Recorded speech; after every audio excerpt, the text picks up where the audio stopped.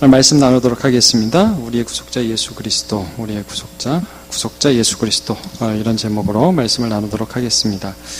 이제 우리 다시 교리문답으로 왔어요. 네, 그래서 우리 교리문답하는 그 큰 그림 가운데 이제 21문으로 왔는데 이런 그림들을 여러분 좀 아셨으면 좋겠어요. 자, 우리는 성경을 볼 때, 그리고 어떤 우리의 삶에 일어나는 일들을 해석해낼 때 이런 경향이 있습니다. 왜 그렇지? 그러니까 내 입장과 내 배경과 내 생각 가운데서 하나님이 왜 그렇게 하셨지? 라고 생각하는 경향이 있습니다. 그런데 우리가 성경을 통해서 하나님을 알아가고 이 교리문답을 통해서 우리에게 보여주시고자 하는 하나님의 뜻은 무엇이냐 하면, 하나님은 왜 하셨지? 그러니까 관점 자체를 내가 하나님을 보는 것이 아니라 하나님의 눈으로 나를 보는 것이에요. 그런 의미에서 교리문답은 1문부터 이렇게 시작해서 인생의 제일 되는 목적이 무엇이냐? 하나님을 영화롭게 하고 영원토록 그를 즐거워하는 것이다. 그럼 그 방법은 어디에 나와 있냐? 성경에 나와 있다. 그럼 성경은 무엇을 말씀하시느냐? 성경은 어떻게 하나님을 믿을 것과 사람에게 요구하시는 본분이 무엇인가에 대해서 말씀하신다. 그게 1, 2, 3문이었습니다. 그 다음부터 하나님은 어떤 분이냐를 먼저 말씀하세요. 인간이 뭐냐? 이게 아니라 하나님은 어떤 분이냐? 도대체 인간이 생기기 전부터 하나님은 어떤 분이냐? 그래서 여러분, 하나님, 이거 굉장히 많이 강조했었죠. 하나님은 영원, 불변, 무한, 이런 분이시다. 정석 머리를 잘랐네요? 예. 하나님은 영원하신 하나님이십니다. 예.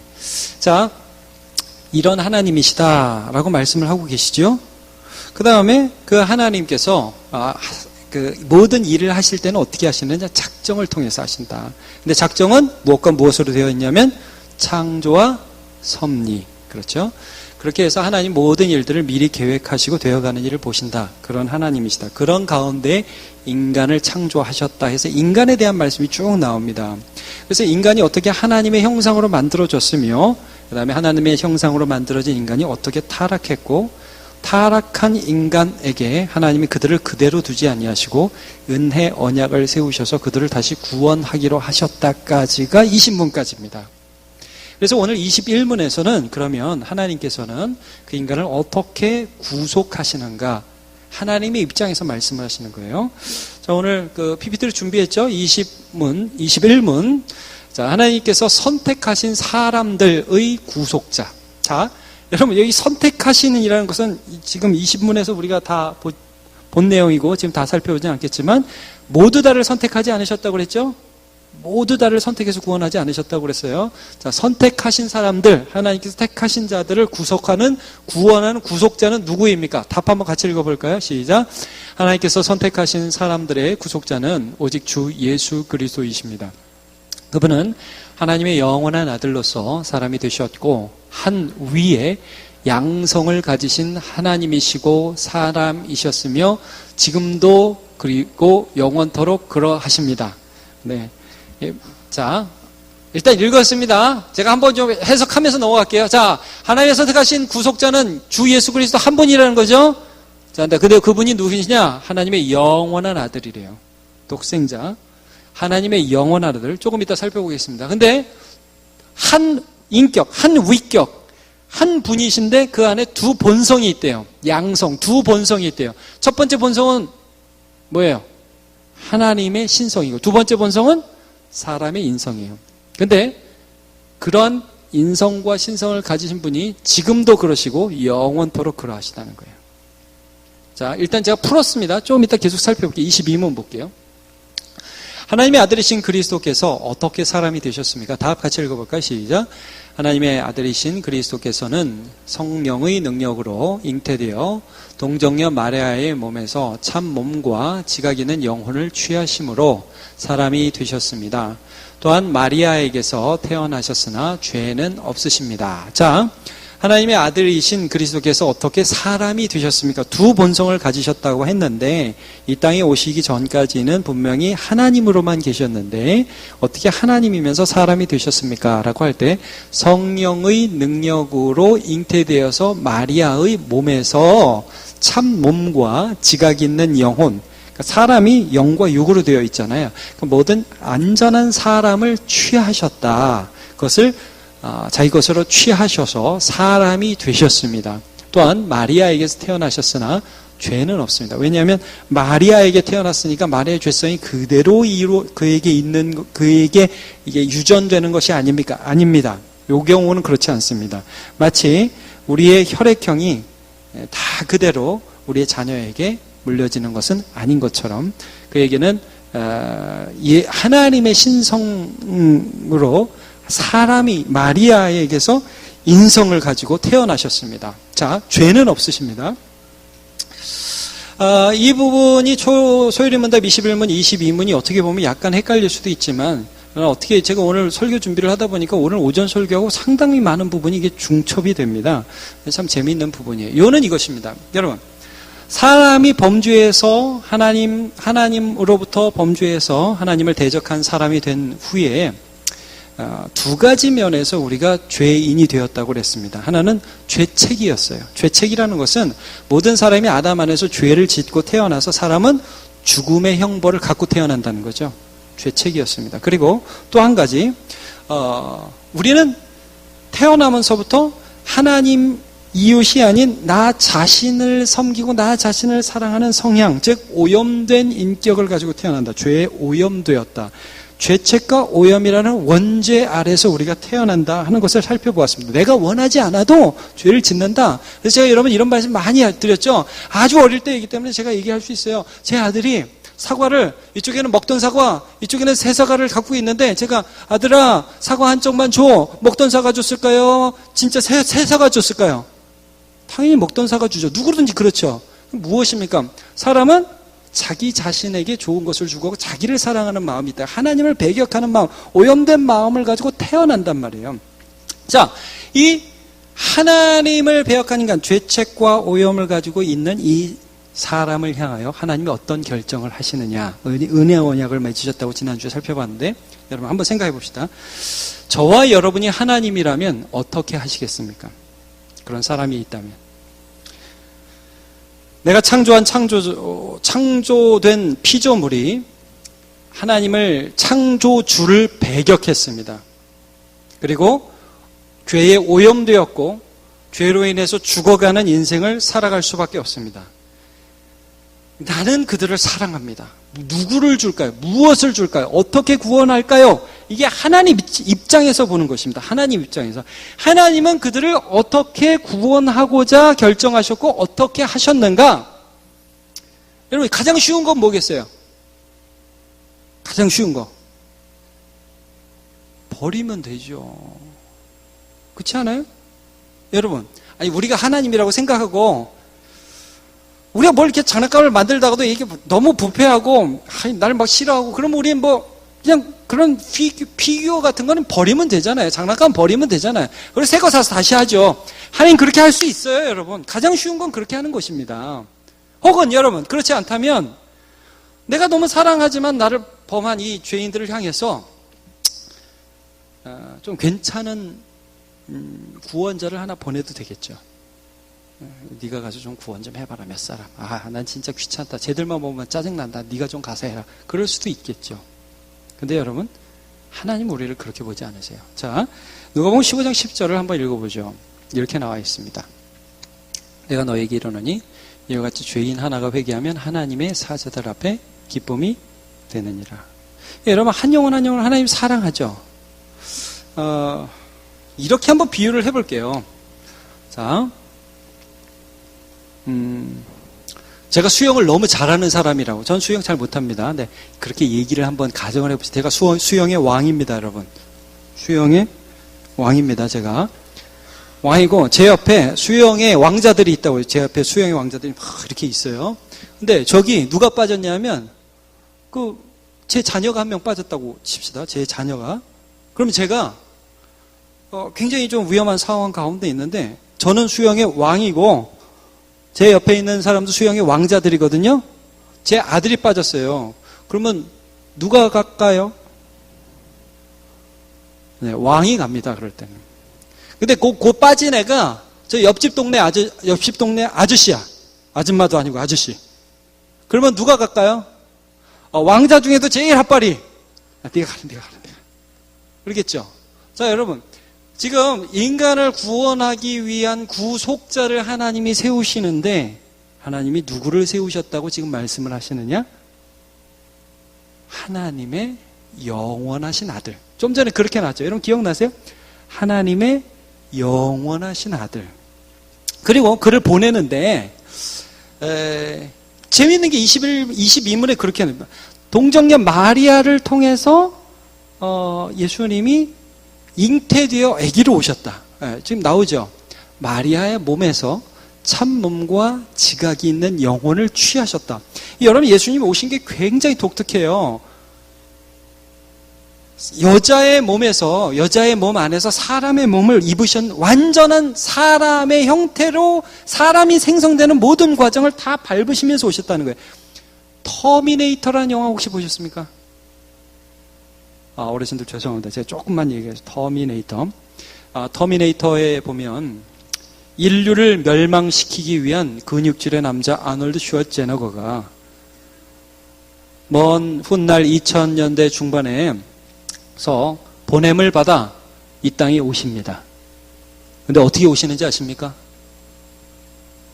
근육질 남자 그 몸 그대로 오십니다. 이렇게 번개가 버쩍 하면서 이 아놀드 슈왈제네거가 생각하는 사람 있죠. 로댕이 생각하는 사람처럼 이렇게 하다가 다 이렇게 나서 옷 좀 줘 이럽니다. 그러면 이제 옆에 있는 사람들에게 옷을 받아가지고 막 안 주려고 그러니까 막 찔러 죽이고 막 그러면서 옷을 받아가는 그런 모습이 있거든요. 여러분 거기도 보면 이 사람들이 생각하는 거, 여러분 하나님이 우리 생각이 이런 생각 하게 되잖아요. 하나님이 구원을 위해서 자기 아들을 이 땅에 보낸다. 여러분 제가 제 아들을 보낸다면 그 아들 그대로 보내겠어요. 그 아들 그 모습 그대로 어른 모양으로 쫙 나타나고 딱 나서 예수님 여기가 어디냐? 이스라엘 옷 좀 줘. 뭐 이러면서 이렇게 보낼 것 같잖아요. 근데 여러분 예수님이 어떻게 오셨다고요? 여자의 몸에서 마리아의 몸에서 나신 완전한 인간으로 오셨다는 거예요. 이 말이 뭐예요? 왜 예수님은 그렇게 오셨어요? 우리를 사랑하시는 하나님께서 전 인류 모든 인간의 완전한 대표로 가장 사랑하는 영원한 아들을 보내신 것입니다. 자, 여러분 제가 다시 한번 말씀드리는데 이 시각은 인간이 하나님을 볼 때에는 상상할 수 없는 시각입니다. 하나님 왜 그렇게 하셨어요? 전 이런 질문 굉장히 많이 받았어요. 아니 꼭 십자가를 져야 돼요? 꼭 사람이 돼야 돼요? 여러분 하나님이 사람이 된다는 것 자체가 인간의 발상으로는 할 수 없는 발상이고, 하나님이 인간의 몸 안에서 생겨나기 시작해가지고, 아니 뭐 생겨나는 건 아니죠. 그 몸 안으로 들어와서 완전한 인간의 어린 아기가 자라는 그 몸의 발육 과정을 거쳐서 영혼을 취하셔서, 인간의 영혼을 취하셔서 완전한 한 사람으로 태어난다는 것은 이건 인간이 할 수 있는 발상이 아니라는 거죠. 이거는 죄 지은 인간을 향한 하나님의 구원의 선택의 방법이라는 것입니다. 완전한 구원을 이루기 위한 완전한 선물, 하나님이 하셨다는 거예요. 근데 왜 이게 우리가 21문을 보면 좀 복잡해 보이잖아요. 이런 그 구절들이 나오느냐. 21문 보면 하나님의 택하신 자들의 유일한 구속자는 주 예수 그리스도시다. 그럼 끝나는데 그는 하나님의 영원한 아들로서, 그냥 하나님의 아들이라는 표현을 쓰지 않습니다. 하나님의 영원한 아들이라고 말씀하시죠. 제가 1, 2부 때 조금 설명했는데 청년들이 있으니까 다시 한번 설명할게요. 네? 자, 하나님의 아들이라고 그랬습니다. 하나님의 아들은 하나님의 아들로서 태어난 시점이 있으니까 아들이 태어나기 전에는 예수님이 없었던 때도 있겠죠.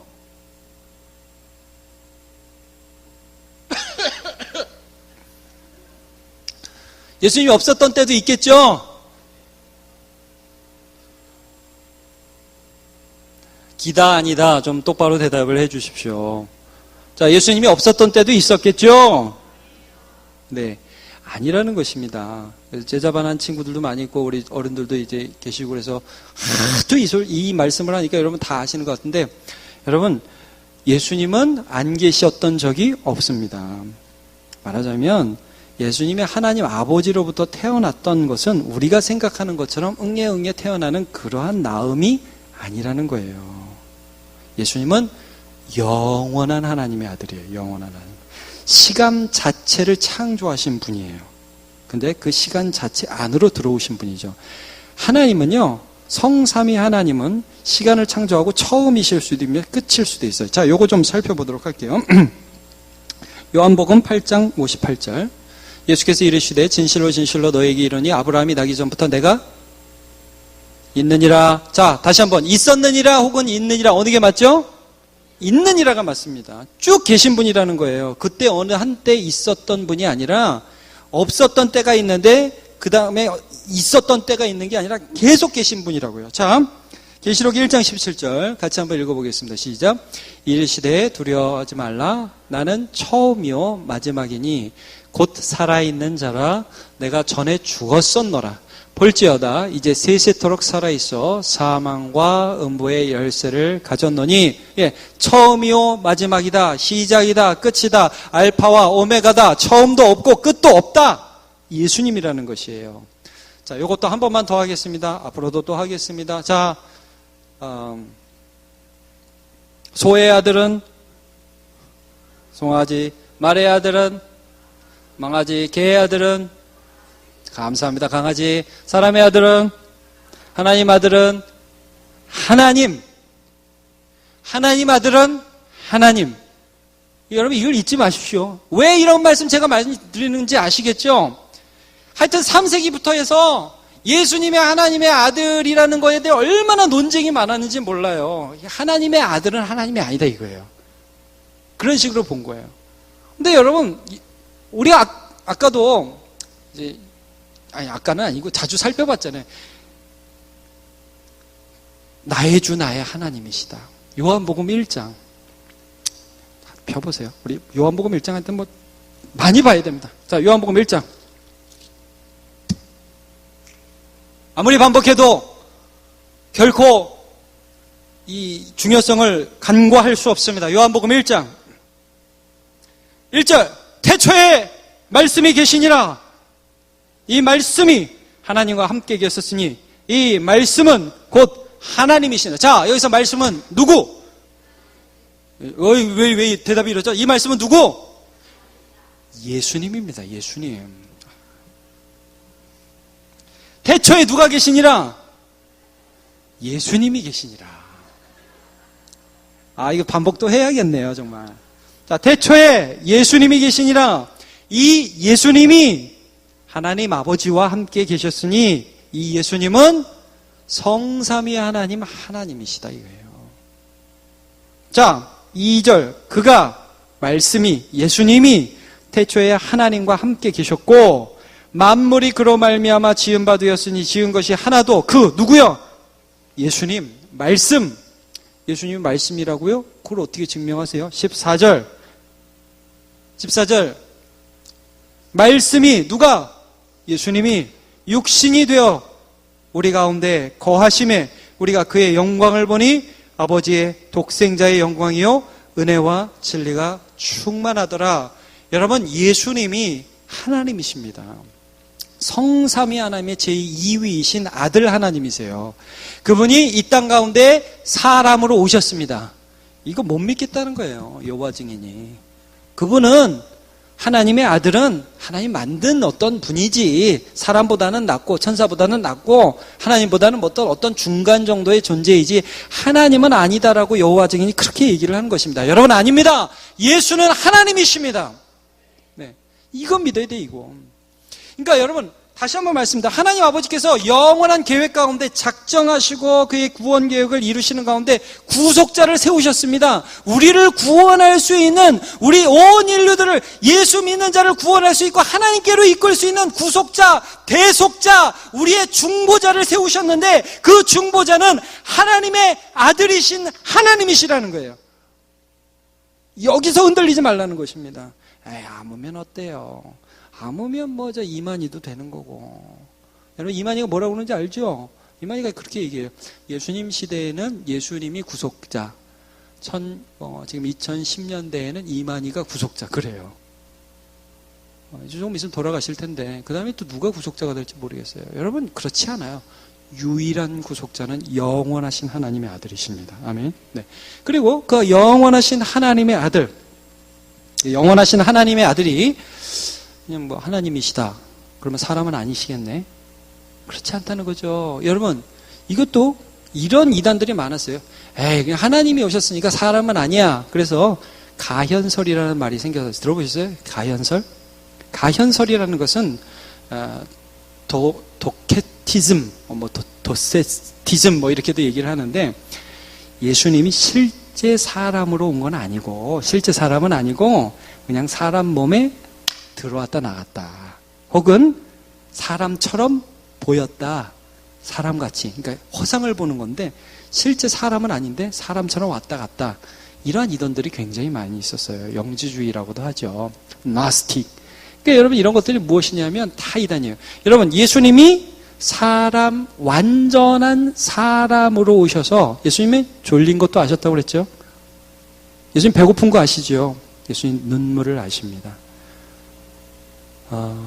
너무 피곤하셔서 배 고물에서, 풍랑치는 배의 고물에서 주무시기도 하셨고요. 완전한 사람으로 우리를 이해하십니다. 자, 히브리서 2장 17절.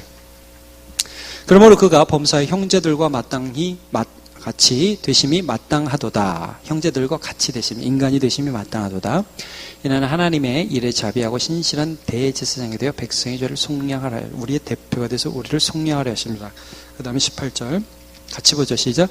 그가 시험을 받아 고난을 당하셨은즉 시험 받는 자들을 능히 도우실 수 있느니라. 네.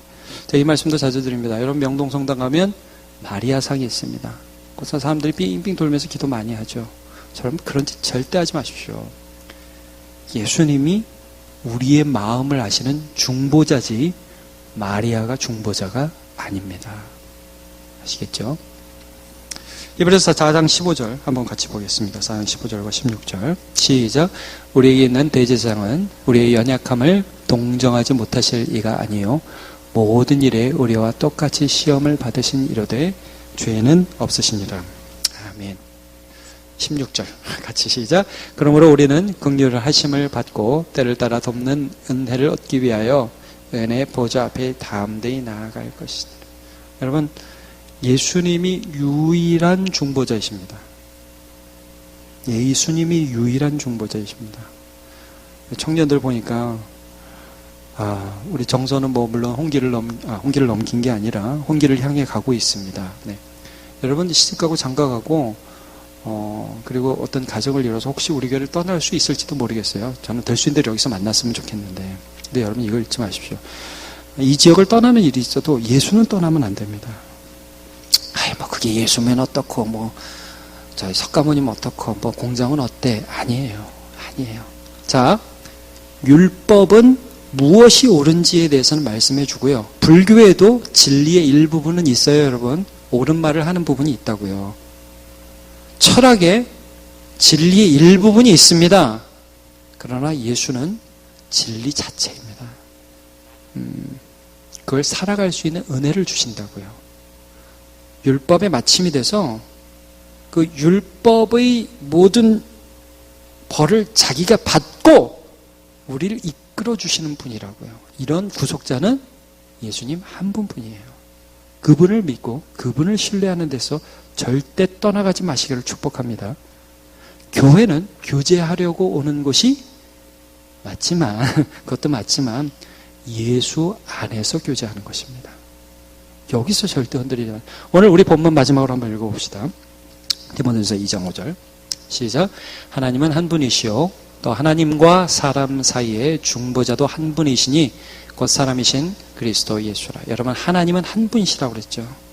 성부는 한 분이란 뜻이에요. 이거 성부 하나님 한 분이시고 그 성부 하나님과 우리 모든 주께서 구속하시기 원하시는 택하신 사람 사이에 중보자는 몇 분? 한 분. 근데 그분이 누가 되셨다? 사람이다. 그 하나님이 사람이 되셨다. 사람이신 그리스도 예수라. 여러분, 이 말씀 붙들고 예수 붙들고 승리하는 저와 여러분 되시기 축복합니다.